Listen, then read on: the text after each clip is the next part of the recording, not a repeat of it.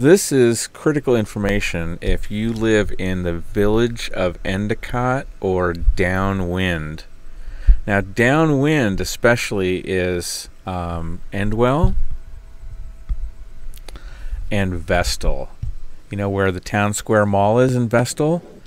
According to the wind patterns that I've seen, it's heading straight for there. So it's one of the most densely populated areas of Broome County. If you live in Endicott or in Endwell or in Vestal or in Johnson City or Binghamton, in other words, you're downwind, or if you ever spend any significant time at the Town Square Mall, because you're going to be breathing the air from this thing, this is information, important information for you. Under the cloak of this pandemic, Governor Cuomo just permitted a hazardous waste incinerator in the village of Endicott, and it's illegal. It's illegal in several different ways. It's illegal because at the time that the permit was issued and at the time the negative declaration was issued and at the time the notice of completed application was issued, there was a defect in the zoning. So whatever this thing is, it's not a permitted land use in the village of Endicott. And there's the building where it's going to be in, where it's scheduled, where they want to locate it. Now those two towers right there, those formerly were incinerator units, and they might even have been in use within, say, the past 5 years. I'm not 100% sure about that. There is no such permitted land use under existing Endicott zoning for an industrial district. So there's the New York State DEC. They did this on the sly. This is the notice of completed application. This came in, looks like October of last year. And they said, the project is an unlisted action and will not have a significant impact on the environment. A negative declaration is on file. A coordinated review has been performed. So the problem with that is that each one of those has problems with it. Even the one that didn't get an underline, a negative declaration is on file. There's problems with the negative declaration too. So each one of these has a problem. The project is an unlisted action. So if you dig into the law and it's really complicated and you have to follow and follow and follow, you got to keep following these references. But basically, if there is a change to the zoning, it's not an unlisted action anymore. It's a type 1 action. And we can look that up. I can show you it in the law. So this is a defect. This is a mistake with this permit. You know, I just gotta say, I know a lot of people that are in this community that are really smart and they're environmentalists and they care about clean air and clean water and care about creating a sustainable future, that really believe in this facility. They believe this kind of facility is necessary in order to power the sustainable energy future, because this has to do with lithium-ion batteries. And lithium-ion batteries are high current batteries, and they're in everything: cell phones, laptops, and electric cars. So even if you're for the facility, even if you're for recycling lithium-ion batteries, hey, I think it sounds like a good idea too. But do we have to poison Endicott in the process? That's my question. And why do we have to be the first one in North America? It's, you know, we're the guinea pig. And so,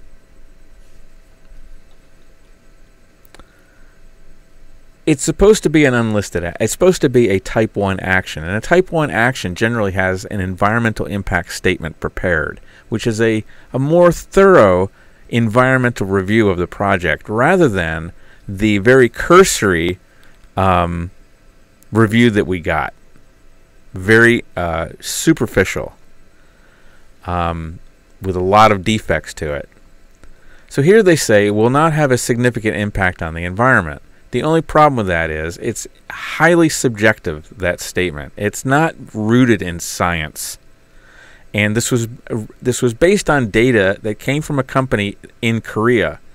And I don't know, maybe everything's fine over there, but I don't trust. It's like what's the Korean equivalent of the DEC, and are they trustworthy? I don't know. The New York State DEC isn't. The PADEP isn't. So I don't know if this is coming from some Korean environmental regulator. Is it trustworthy? Or maybe it just came straight from the applicant. Is it trustworthy? You see what I'm saying? So even if you are for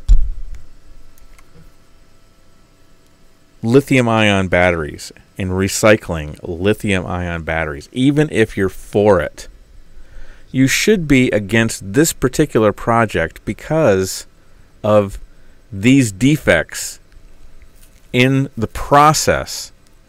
These are legal defects, and we're a little bit hindered right now, in case you hadn't noticed, because it's basically we're all living under martial law right now, and the courts are closed, so we couldn't even do an Article 78 right now if we wanted to, because the courts are closed.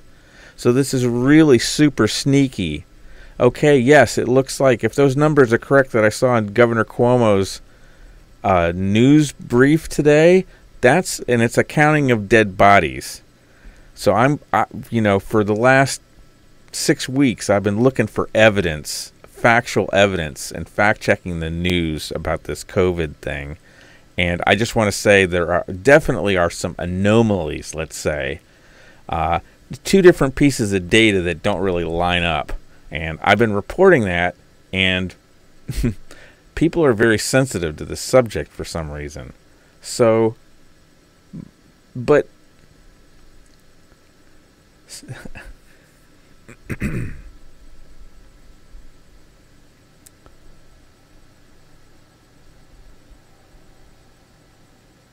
COVID,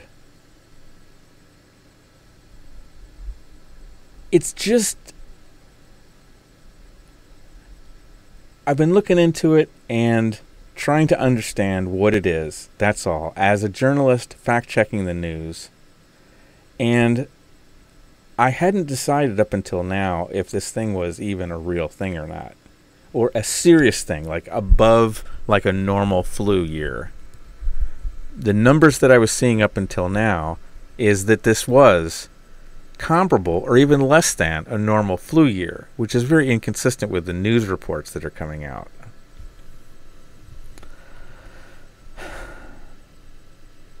So there's been a lot of funny business and a lot of possible issues, let's say, with the quality of the data that's been coming out up until now. But a count of dead bodies, it's really hard to fake that. You can't fake a dead body. And it's easy to count a body. There's a body, there's a body. 1, 2, 3. So unless that's being faked and gamed, because there's got to be some kind of surveillance system that the state uses to track deaths all over the state. If it's truly 730 to almost 800, that's double the normal death rate for New York. So I've been a real skeptic up until now, and there still are a lot of side issues to explore here. But if what Governor Cuomo put out today is true, for 5 days we exceeded the normal death rate for the state of New York by a factor of 2, 5 days in a row. That's significant. Okay, so I'm a believer in this COVID thing. It's something. I don't know what it is, but it looks like there's a lot of people that are dying from it, at least in New York City. Maybe there's special conditions in New York City because other places aren't seeing this kind of a death rate. It's very unique to New York City. So, but I'm very troubled. I'm very troubled by the fact that this was gamed out by these actors, the WHO, Bill and Melinda Gates, CDC, Johns Hopkins, and they even had public relations people, and I think MSNBC was there. Excuse me, it's like I'm looking for people that know about like viruses and epidemics and things. They were gaming this thing out on a very large scale. This happened. It's called Event 201. It's very mainstream. This isn't a wacky conspiracy theory. The videos are out there. You can watch them. Event 201. Go watch them. And there's a guy from Edelman there. And he's one of the biggest Edelman is one of the biggest public relations firms, maybe the biggest on the earth. So, you know what I mean? Why do you need a public relations firm when you're modeling when you're doing a simulation, I guess for the education of first responders and planners, that kind of thing. You're doing a simulation. Why do you need Edelman there? It's just very curious. Edelman is public relations. And then right after that, in a matter of months, I think it ran October to November, I think. So December was the first one, the first characterization in Wuhan. This is mid-December. So they gamed it, and then it happened. It's a little suspicious, okay? And it's really suspicious that Governor Cuomo, who is supposedly in line to be nominated to be the Democratic Party candidate for president, under the cover of a pandemic. This is a very unique thing that's happened. It's unique in all of our lifetimes. All of our lifetimes. Every one of us has been alive today. Nobody's ever seen anything like this on this kind of a scale. So we were under martial law, basically. You know, they're talking like they can pull you over, odd, even. What's your birth year? Are you supposed to be out today? Just for walking around. They're going to be like pulling people over, and it's already happening. And they're dragging people away, and they forcibly testing you with this very invasive procedure. They take a Q-tip and they jam it way back into your nose. It's not pleasant. That's what's coming.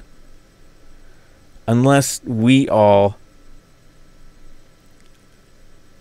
put up some resistance. And this is part of it. This is part of it. Cuomo is taking advantage of this situation for some kind of political game. I don't know what his game is. I don't know why he cares about this thing. What's the connection? Help me out, New York 4chan or 8chan, or the you Reddit people out there. Give me some links. What's Cuomo's financial connection to this Sunjeel battery thing? Because he's pushing it really hard. There's no reason this permit had to be issued during a friggin' pandemic. And now the Endicott Village Board, so this is the news item, okay? This is what we're coming up with. The Village Board is going to be voting on this thing on April 20th. And nobody knows about this. Nobody knows. They're not putting it out. It's not on the webpage. It's not on the calendar. They didn't put it on Facebook. They're in the bunker. They're going to pass this thing. They're supposedly... So get this. It's going to be a public hearing, only the public isn't invited. Isn't that funny? It's a public hearing, but the public isn't invited. You can Skype in or something, or Zoom. You can Zoom in. Just use Zoom. And a Chinese binary blob gets pushed down to your machine. At least that's what happened to mine. So a Zoom online digital thing is not the same as an in-person meeting, and the Village of Endicott should only be restricted to doing emergency business only. This is not an emergency. To bring an incinerator here during a pandemic and under martial law, where the courts are closed, so there is no remedy.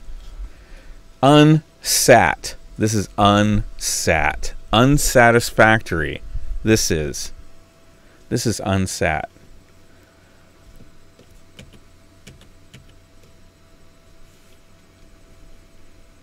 Here's the negative declaration. Negative declaration is one of the seeker documents. Seeker is the State Environmental Quality Review Act. And it's a pretty good, it's not a bad environment. I mean, this is, I could argue with some of my lawyer friends about this, I'm sure, about whether seeker is a good law or a bad law. I think it's kind of good. It's better than nothing, I think. Some of my lawyer friends might disagree with me.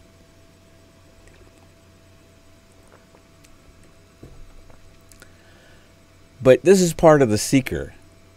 This is one of the seeker documents, okay? There's either a negative deck or a positive deck. Positive deck is like there is environmental significance. This is like, this ain't nothing. Dumping cancer-causing chemicals into the air in downtown Endicott with a 100-foot stack. Negative, non-significance. This is an insignificant action. That's what they say. So then here is, this is the showstopper. This one here. This is the showstopper. This is zoning. Zoning is police powers. Zoning is the health, safety, and well-being of a community. And if you read the enabling statute of zoning laws, it says that. It talks about in order to, to further the health, safety, and well-being of the community, we enact this law. So you find that same language several times throughout the statutes. One is in zoning. One is in like the town law or the village law that allows a town or a village or a city. Is that the only kind of subdivision in New York? I think so. I think village, town, and city. It's the part of that part of the law, right? There's a subsection that allows for them to hire basically an armed force to operate in the public good. Health, safety, and well-being. That's why the police powers exist. Health, safety, and well-being. You keep seeing that same language repeated throughout the law. And there's another place that you see it too, and that's in environmental law. Here in New York, they call it the ECL, the Environmental Conservation Law. Health, safety, and well-being. That's always in the enabling statutes. That's a giveaway for, that's a clue, not a complete giveaway, but it's a clue that it's police powers. That's what you're talking about. So here's what the DEC said. The DEC said the proposed action is consistent with local planning and zoning requirements. No, it's not. I'm going to show you. It's not. This is a lie. Lying on an official document, on an official form, is a class, I think it's a Class C felony in the state of New York. It's a felony. This is a crime. Lying on an official document. This guy is Joseph Dlugolenski, who wrote this with the DEC. The proposed action is consistent with local planning and zoning requirements. Bullshit. There is no identified creation of a material conflict with local land use plans. Yeah. And that's wrong. I'm going to show you. That's wrong. So when we ask ourselves, I mean, what is this facility? Okay, what is it? Because everybody's calling it different things. A lot of people are calling it a recycling facility. But when you actually look through the documents that were supplied by the applicant, by their attorneys and their engineers, and when you looked at what the EPA thought this was and what the DEC thought this was, there's several different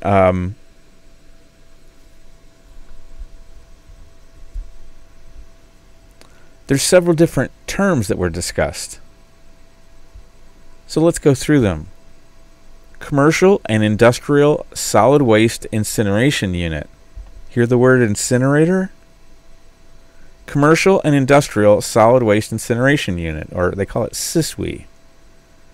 And then, this is my favorite.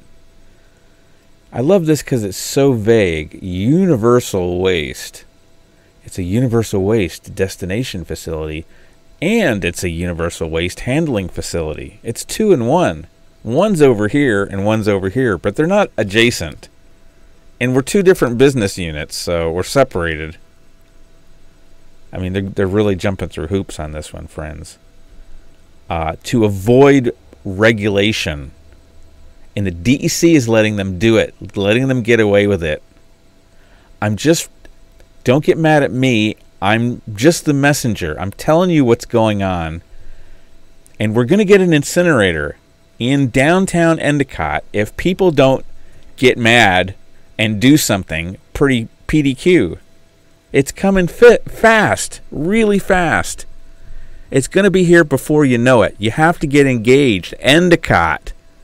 And Vestal, you have an interest in this. You're downwind. Vestal, Endwell, Johnson City, Binghamton, especially Endicott.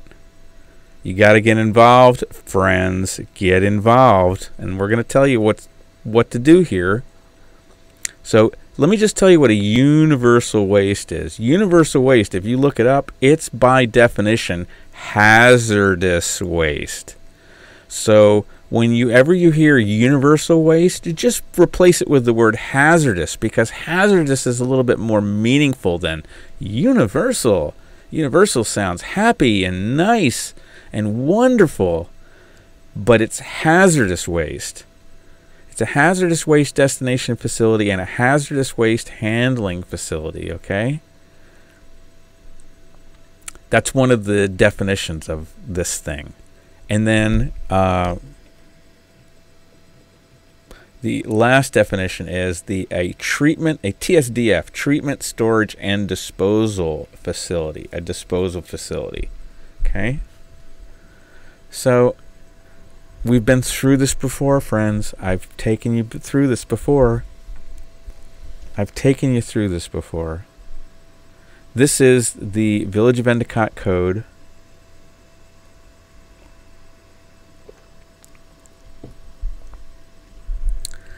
And in this column over here, there's P's and SP's. And a P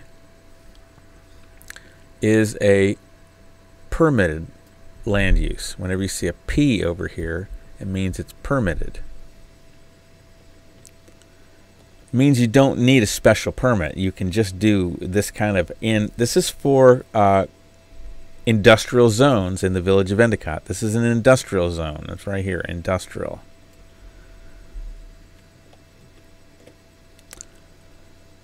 So there's S's and P's. Sorry, P's and SP's. So when you see a P, it's a permitted use. So if you're going to build a lumber yard, wait.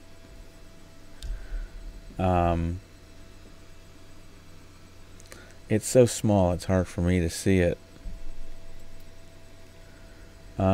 What's the first one that's a P? Warehousing and enclosed storage, okay?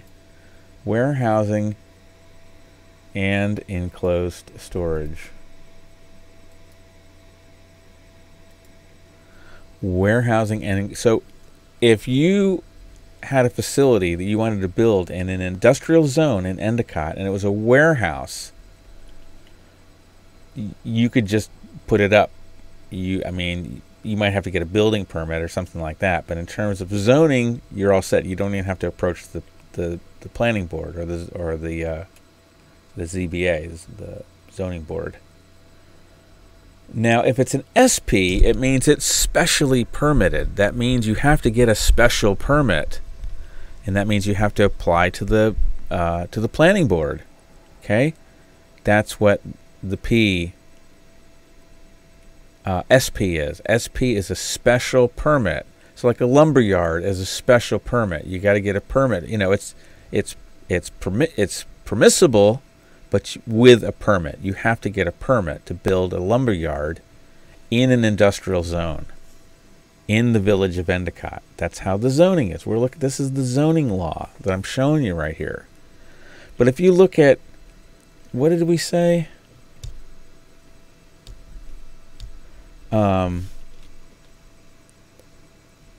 Commercial and industrial solid waste incineration units.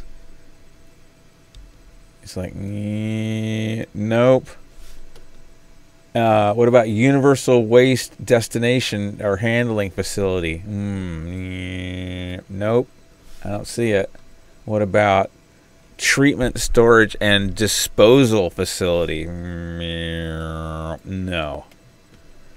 So what does that mean? It's not listed here. It's not a P. It's not a SP. Well, that is... I don't know if you can see that. It's kind of tiny, but that is prohibited. If it's not on this list, it's a prohibited land use. You got that? So, just take notice that a SISWI, there's no such thing. There's nothing close to an incinerator or a waste handling or anything like that on this list. Nothing even close. Okay? What does that mean? It means it's a prohibited land use. The DEC said there was no problem, no conflict with zoning laws. They lied. So this is just what I was telling you before, that, you know, this is kind of how the law is subdivided. It starts with the New York State Constitution, and then it flows down. We got the New York Town Law. There's actually a village law over here, and I think there's a city law. And there's a county law, too. So these municipal subdivisions are a little bit different, but they're all here.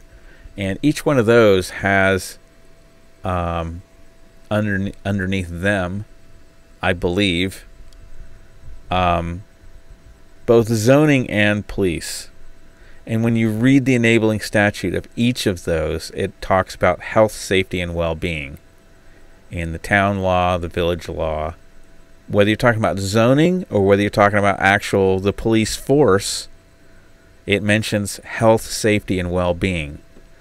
And it's very interesting that the ECL, that's the New York State Environmental Law, says the same thing.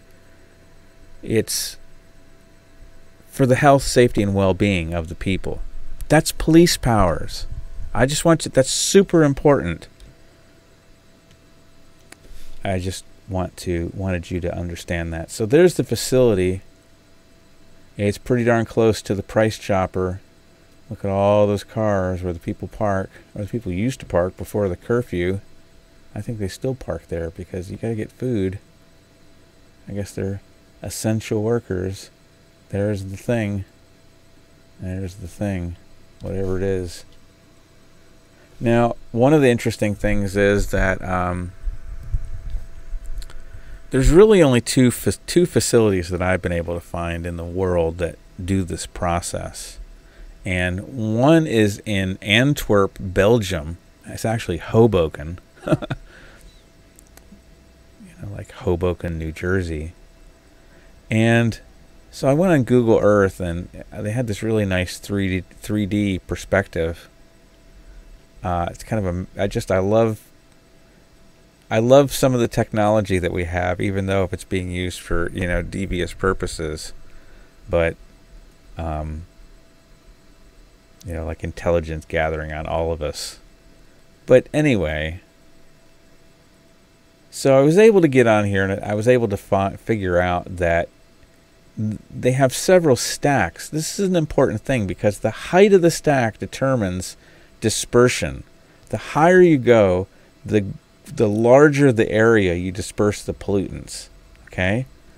So one stack looks like it, I think it's 500 feet here. I gotta change this. Yeah. So we got 500 feet is the tall one, and then the medium one is 300 feet approximately. And then the next one down is about 200 feet, 190 feet. This is the level where I'm stuck in a photograph of the building there. That's Bob Joseph's photograph, by the way. So that's the height of our stack. And by the way, we also have hills. We have surrounding hills that are around 300 feet, I think. So this is emitted below the level of the surrounding hills. I brought this up in my comments to the DEC, and they summarily ignored me. That's what they do. That's what they always do. Anybody that thinks that the DEC is watching over for your health and safety, friends, you're quite mistaken. And I say this after having watched it occur in many different circumstances, many different dockets, different projects.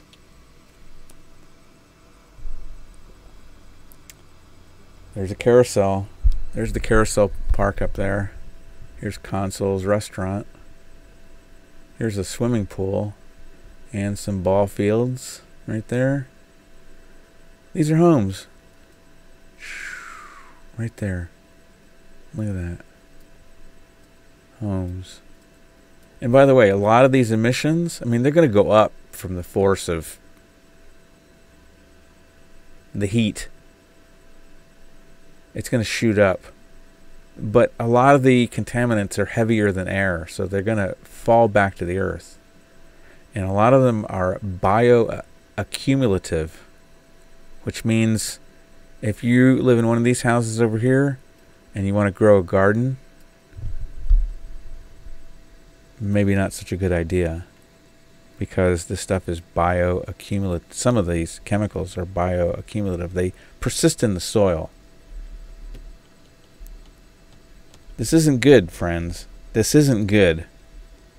And the village board is all for it. There's some dissent.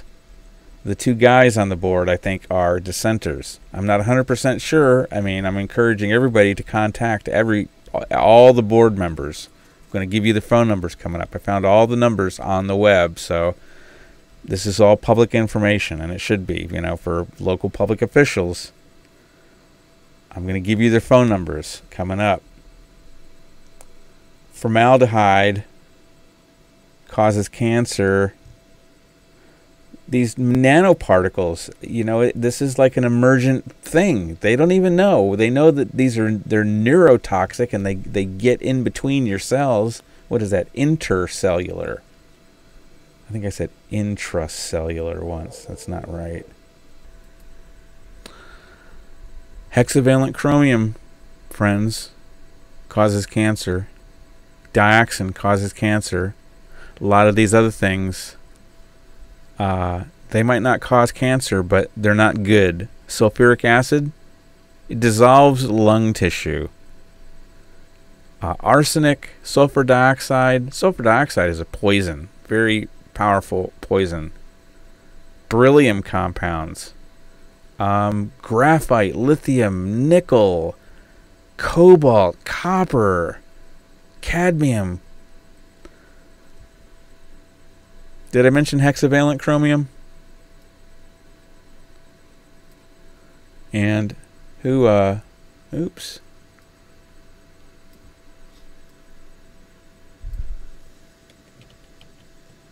Who remembers Aaron Brockovich? Hexavalent chromium, that was the chemical that was in her groundwater over there in, what was it, Hinckley, California? Is that where she got started? This is what it's, this is an artist's depiction. I'm the artist. I've put a lot of hours into this. And I'm grateful for donations in any amount. That really helps me. I mean, I really rely upon donations and grants to keep me going. I'm not kidding. So if you want to donate, my PayPal is right there down below, tinyurl.com/donate to Bill Huston.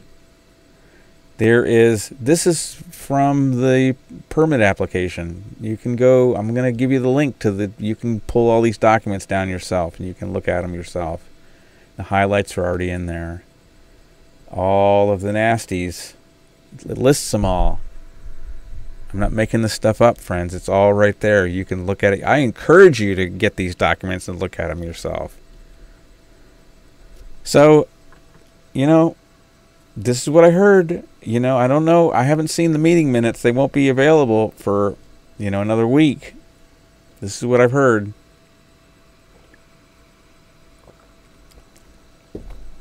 I heard the three ladies voted for it. I mean, they voted to have the public hearing, and you need the public hearing before you can do the zoning change. So they're going to do a Zoom-based public hearing in the middle of a pandemic under martial law. People call me hyperbolic. I'm like, I'm not hyperbolic. I'm just reporting I'm just reporting what's real. I'm just reporting the reality. The reality is hyperbolic. You can't, I mean, give me a situation more extreme than that. And it's funny. You have to I have to laugh at it. So Governor Cuomo comes in here and wants to piss on our local laws, our local zoning laws, by shoving his permit in for this facility that he's shoving in to Endicott.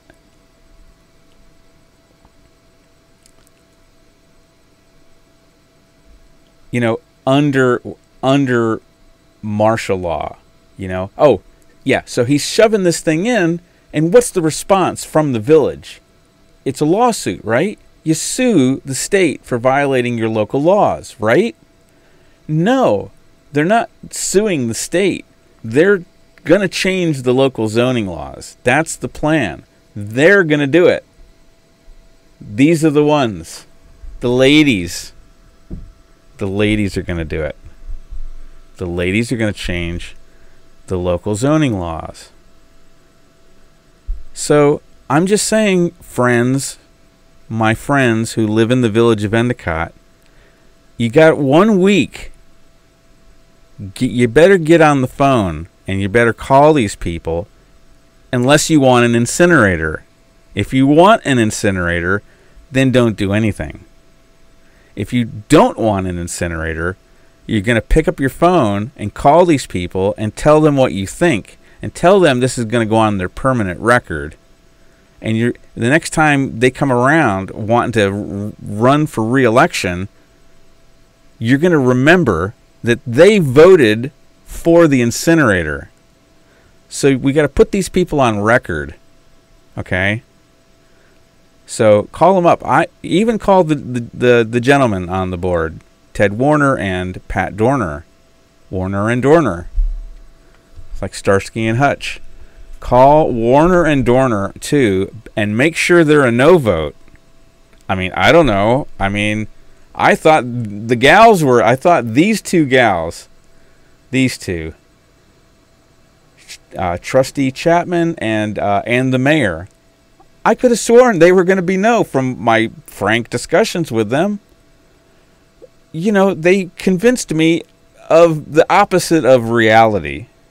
So I don't know. I don't know what you call that. Is that a lie? Maybe you changed your mind. I just don't understand how somebody could change their mind when this thing is going to be pumping out with the toxic legacy that we have here. You're going to bring in more pollution for 15 crash and bash, minimum wage, dirty and dangerous. This is a lose-lose for Endicott. This is nothing. This is all pain and no gain. So, friends, we got to get on the phone and talk to these people, or else we are getting an incinerator. Going the wrong way. So, call them on the phone, all of them, all 5 of these. You know, pick a day. Just go through one per day. Bing, bing, bing. Monday, Tuesday. I can't reach over there that far. It just gets chopped off. Monday, Tuesday, Wednesday, Thursday, Friday. Something like that. I don't know. Just allocate some time for it, because this is important. So here's the phone numbers, friends. And all these phone numbers I got off the internet. I just searched for their names and 607. And it was either, most of these were on the Village website. Most of these were on the Village website. I think all of them were, actually. All of these I found actually on the Village website. So I'm not doxing anybody here. Their phone numbers are public. Okay? So you can pause this video and write them down. I'm going to run through them once. 607. So Ted Warner. I don't know the order here. The order is just completely random. So this isn't alphabetical or anything. It's like insane person order. Okay, so forget about trying to figure out the order here. It's just random. The mayor should be the first one on the list. Anyway, so let's start with Ted Warner, 607-727-2503. Ted Warner, 607-727-2503. Then we have Patrick Dorner, 607-760-5699. Cheryl Chapman. I'm not sure which is which. I think the first one is the office, and maybe the second one's the cell. Both of these were on there. I'm just going to give you both. 607-757-2420. Cheryl Chapman. 607-757-2420. And this other number, I don't know which is which. 607-765-3324. That's 607-765-3324. Eileen Konechny. 607-748-2272. That's Trustee Eileen Konechny, Village of Endicott, 607-748-2272. Lastly, Mayor Linda Jackson, 607-757-2420. Mayor Linda Jackson, 607-757-2420. And there is one other number here, 607-624-8030. 607-624-8030. Okay, friends, if you want to dive in a little bit, and what else you got going on, right? How many games of Yahtzee can you play? So if you want to do something important, download these documents off of my Dropbox. tinyurl.com/Endicott battery incinerator. tinyurl.com/Endicott battery incinerator. And then just click on enter archive.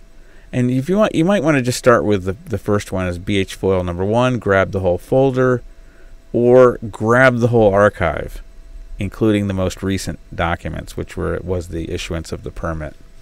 I think that is the last slide. That is the last slide, and I got to get rid of my schmutz over there. Okay, friends, so thank you for watching. I'm just going to check the chat. I've just been ranting because I get... I don't see anything in the chat. Okay, so... I don't focus on the chat while I'm doing my rant because I just get distracted. I hear sounds outside. I get distracted. So thank you for watching. Please share this video with your other friends and family who live in Endicott or shop in Vestal at the Town Square Mall. You're going to be breathing the fumes from this thing. You're going to be an impacted person. Vestal, Endicott, Endwell, Johnson City. You're going to be impacted by this thing. So I hope you learned something here, and I hope you're motivated to actually do something under these very, very, very extraordinary circumstances. Okay, friends, if you need any help, please email me, and I'll see what I can do. You know, I am a man of limited means myself, but I know there are people out there that are suffering, and I know there are people that don't have their